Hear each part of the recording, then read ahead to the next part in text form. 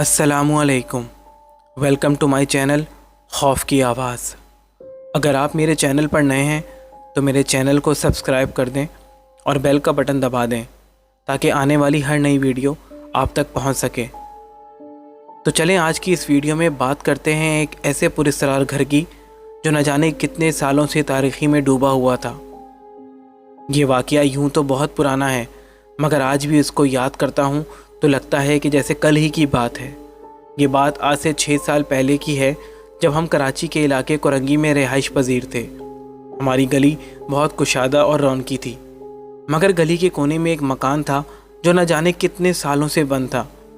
मैं तकरीबन 14 साल का था और जब से होश संभाला था उस घर को उसी हालत में देखा था। अजीब सी वीरानियत थी उस घर और उसके अतराफ में। घर के मेन गेट और बाहरी खिड़कियों पर मिट्टी और जालों का राज था। अक्सर जब भी हम दोस्त उस घर के सामने खेलते तो गली के बुज़ुर्ग हमें वहाँ खेलने से मना करते और कहते कि इस घर में असीब का साया है, यहाँ मत खेला करो। जब हम मज़ीद उनसे कुछ पूछते तो हमें डांट देते। कई लोगों से कहते सुना था कि इस घर से अजीब व गरीब किस्म की आवाज़ें आती हैं। घर में भी जब अम्मी या अब्बू से कुछ पूछते तो वो गुस्सा करते और कहते अपनी पढ़ाई पर ध्यान दो, फजूल सवाल मत किया करो। खैर, फाइनल टर्म के बाद जून जुलाई की छुट्टियों में हम सब दोस्त उसी घर के सामने खेल रहे थे कि मैंने नोट किया कि उस घर के मेन गेट पे जो बड़ा सा लोहे का ताला था वो खुला हुआ था। हमें बड़ी हैरानी हुई कि इतने सालों में तो ये ताला नहीं खुला, क्या कोई यहाँ पर आया है? अभी हम ये बातें कर ही रहे थे कि हम में से किसी एक दोस्त ने बोला कि अंदर चल के चेक करें, क्या पता अंदर कोई हो। हम 5 दोस्त थे, 2 ने तो शुरू में ही मना कर दिया कि नहीं भाई नहीं, हम नहीं जाएंगे। बाकी बचे हम 3 दोस्तों ने फ़ैसला किया कि हम उस घर के अंदर जाएंगे और चेक करेंगे कि अंदर क्या है। खैर, हमने प्लान बनाया कि रात में चलते हैं। घर वालों को इशा की नमाज़ का कहकर निकले ताकि किसी को शक ना हो। दोनों दोस्त मेरे घर के बाहर मेरा वेट कर रहे थे। एक दोस्त अपने घर से टॉर्च लेकर आ गया था। हम तीनों उस घर की तरफ बढ़े और उसके सामने जाकर खड़े हो गए। जो घर दिन की रोशनी में इतना वीरान और मनहूस लगता था, वो रात की तारीकी में और भी ज़्यादा हैबतनाक नज़र आ रहा था। हम तीनों ही अंदर से ज़रा डरे हुए थे, मगर अंदर जाने की एक्साइटमेंट में डर को चेहरे पर नुमाया नहीं होने दे रहे थे। हम आगे बढ़े और मेन गेट को खोलने की कोशिश की तो वो बहुत ज़्यादा जाम था। हम तीनों ने मिलकर धक्का लगाया तो दरवाज़े में हिलजुल हुई और वो खुलने लगा। दरवाज़ा खुलने पे गड़गड़ की ऐसी खौफनाक आवाज़ आई कि हम घबरा गए। गली में झांक कर देखा तो कोई नहीं था। हमें डर था कि कोई सुन ना ले, वरना हमारी शामत आ जाएगी। खैर, हमने टॉर्च ऑन की और घर के अंदरूनी हिस्से पर मारी। सामने अंधेरे में डूबा एक कॉरिडोर था और उसके एंड पे एक लाउंज था। हर तरफ कीड़े, जाले, हब्स और मिट्टी भरी हुई थी। कॉरिडोर को क्रॉस करते हुए जब हम लाउंज की तरफ आए तो लाउंज की दूसरी तरफ 4 कमरे थे और कमरों के साथ ही सीधी तरफ से सीढ़ियाँ ऊपरी मंजिल तक जा रही थीं।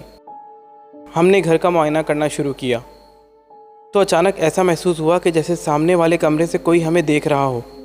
मैंने फटाफट टॉर्च उस तरफ मारी तो लगा जैसे कोई टॉर्च के पड़ते ही वहाँ से कमरे के अंदर चला गया हो। हम तीनों पहले डर गए, फिर हमने फ़ैसला किया कि हम उस कमरे में जाकर चेक करेंगे। जब हम उस कमरे में गए तो वहाँ कोई नहीं था। हम मज़ीद डर गए कि अगर यहाँ कोई नहीं है तो वो साया कौन था जो टॉर्च के पड़ते ही रूम के अंदर की तरफ भागा था। एक दोस्त ने कहा कि बस यार चलो, मुझे डर लग रहा है, मगर हमने उसको कहा कि बस 15 मिनट फिर चलते हैं। पूरे घर से अजीब सी वहशत हो रही थी। अभी हम अपने दोस्त को समझा ही रहे थे कि ऊपरी मंजिल से किसी आदमी के चीखने की आवाज़ें आना शुरू हो गईं। उन चीखों को सुनकर हमारी भी चीख निकल आई। हम हिम्मत करके ऊपर की तरफ गए तो हमने जो देखा उसे देखकर हमारी टांगों से जान निकल गई। हमने देखा कि एक आदमी की लाश ज़मीन पर पड़ी हुई है और कीड़े उसे खा रहे हैं। हम तीनों ने जब ये हौलनाक मंजर देखा तो हम वहीं चीखना शुरू हो गए और नीचे की तरफ भागे। अभी हम सीढ़ियाँ उतरे ही थे कि ऐसा लगा कि किसी ने हमारी टांगों को पकड़ लिया है और हम बेपनाह कोशिश के बाद भी हिल नहीं पा रहे थे। हमारे कंधे बहुत भारी हो गए थे, जैसे किसी ने मनोवज़न रख दिया हो। हम मुसलसल खौफ से चीख रहे थे اتنے میں اوپری منزل سے آنے والی چیخوں میں مزید اضافہ ہوا اور وہ مزید بھیانک ہوتی چلی گئیں۔ وہ اتنی بھیانک چیخیں تھیں کہ اگر کوئی سن لیتا تو روح کانپ جاتی۔ ہم خوف کے مارے جتنی بھی کوشش کر رہے تھے ہل نہیں پا رہے تھے۔ اتنے میں میرے ایک دوست کو آیت الکرسی پڑھنے کا خیال آیا۔ اس نے زور زور سے آیت الکرسی کا ورد کرنا شروع کر دیا۔ اس کے ساتھ ہم بھی آیت الکرسی پڑھنا شروع ہو گئے۔ پڑھتے پڑھتے ہمیں محسوس ہوا کہ جیسے وہ وجود کہیں غائب ہو گیا ہے، تو ایسا لگا جیسے کسی نے ہماری ٹانگوں کو چھوڑ دیا ہو۔ ہم جلدی سے مین گیٹ کی طرف بھاگے۔ بھاگتے بھاگتے میں نے ڈر کی وجہ سے پیچھے مڑ کر دیکھا تو لاؤنج میں اسی آدمی کو کھڑا دیکھا جس کی لاش ہم نے چند لمحوں پہلے اوپر دیکھی تھی۔ اس کا جسم اور چہرہ جگہ جگہ سے گلا ہوا تھا اور وہ بہت خوفناک تھا، اور وہ مجھے دیکھتے ہوئے اتنے بھیانک طریقے سے ہنس رہا تھا کہ خوف کی وجہ سے میں وہیں گر گیا۔ میرے دوستوں نے ہمت کی اور جلدی جلدی مجھے اٹھایا اور گھر کے باہر لے آئے۔ ہم اس وحشی شکل والے آدمی کی ہنسی کی آوازیں صاف صاف سن سکتے تھے۔ ہم فٹافٹ وہاں سے بھاگے اور گھر کی طرف دوڑے۔ گھر آ کر میری حالت غیر ہو گئی اور میں 3 دن تک بخار میں تپتا رہا۔ گھر والوں کو جب اس واقعے کا پتہ چلا تو بہت ڈانٹ پڑی، مگر ہم نے گھر والوں کو بتایا کہ اس گھر کا مین گیٹ کھلا ہوا تھا، تبھی ہم اندر گئے تھے کہ کیا پتہ کوئی وہاں رہنے آ گیا ہو۔ اس بات کی تفتیش کرنے کے لیے جب سب گلی کے بڑے ہم 3 دوستوں کے ہمراہ اس گھر کے سامنے پہنچے تو دیکھ کر میں حیران رہ گیا کہ گیٹ تو لاک تھا اور اس پر جالوں اور مٹی کے سوا کچھ نہ تھا۔ مگر ایسا کیسے ہو سکتا تھا؟ وہ لاک تو کھلا ہوا تھا۔ ہم نے جو کچھ اس گھر میں ہوا وہ سب کو بتایا تو گلی کے ایک بزرگ جو 35 سالوں سے وہاں مقیم تھے، انہوں نے بتایا کہ یہ گھر نسیم صاحب کا تھا۔ ان کا ایک ہی بیٹا تھا، بیوی کا جوانی میں ہی انتقال ہو گیا تھا۔ بیٹے کو پالا پوسا، اعلیٰ تعلیم کے لیے UK بھیجا، مگر بیٹا وہیں سیٹل ہو گیا اور کبھی واپس نہیں آیا۔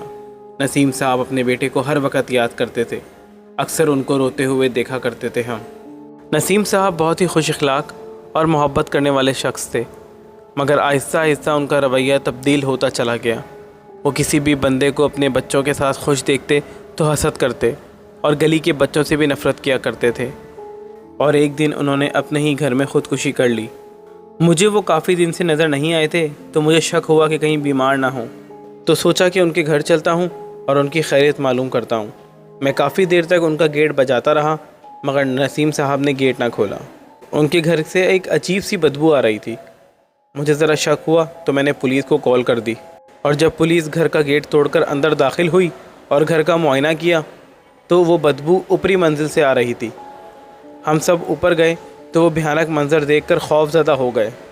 نسیم صاحب کی لاش زمین پر پڑی ہوئی تھی اور کیڑے اسے کھا رہے تھے۔ ان کی لاش تقریباً آدھے سے زیادہ گل چکی تھی۔ خیر، ایمبولینس کو بلایا گیا اور جلدی ان کو دفن کرنا پڑا۔ ان کی لاش کی حالت اتنی خراب تھی کہ صفائی ستھرائی کرنا ممکن نہیں تھا۔ اس کے بعد میں نے ان کا گھر لاک کیا تھا، اور اس ٹائم کے بعد سے آج تک یہ گھر لاک ہے۔ نہ کبھی ان کا بیٹا آیا اور نہ کوئی رشتہ دار۔ یہ سب سن کے میں بہت خوف زدہ ہو گیا تھا، اور کچھ عرصے بعد ہم وہاں سے شفٹ ہو گئے۔ آج بھی جب میں وہ وقت یاد کرتا ہوں تو خوف زدہ ہو جاتا ہوں کہ وہ لاک کا خود کھلنا اور میرا اندر جانا، کیا یہ سب اتفاق تھا؟ کیا وہ واقعی ہمیں مارنا چاہتے تھے؟ تو ملتے ہیں اگلی ویڈیو میں ایک نئی سٹوری، ایک نئے قصے کے ساتھ۔ جب تک کے لیے دیجیے اجازت۔ اللہ حافظ۔